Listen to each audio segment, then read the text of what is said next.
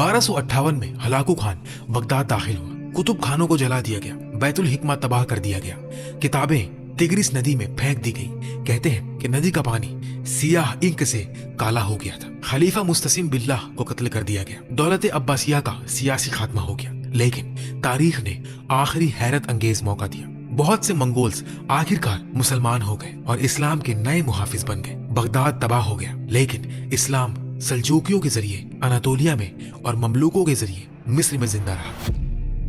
उस्मान गाजी ने 1299 में सऊद में जो बुनियाद रखी वो गजा और जिहाद की रूह से तेजी से बढ़ने लगी। दौलत उस्मानिया की कामयाबी सिर्फ जंगी कुव्वत पर नहीं बल्कि उनकी दिलजीत और मकबूजा जमीन वालों के साथ बर्दाश्त की पॉलिसी पर भी थी। सल्तनत उस्मानिया ने इस्लाम की जुग्राफियाई पहुंच को नामुमकिन हद तक ले गए। सल्तनत उस्मानिया की तरक्की के साथ इस्लाम Serbia, Bulgaria, Greece, Albania, Bosnia और हंगेरी में दाखिल हुआ। खास तौर पर बोस्नियाक्स और अल्बेनियंस बहुत बड़ी तादाद में मुसलमान हुए और यूरोप के अंदर मजबूत मरकज बन गया।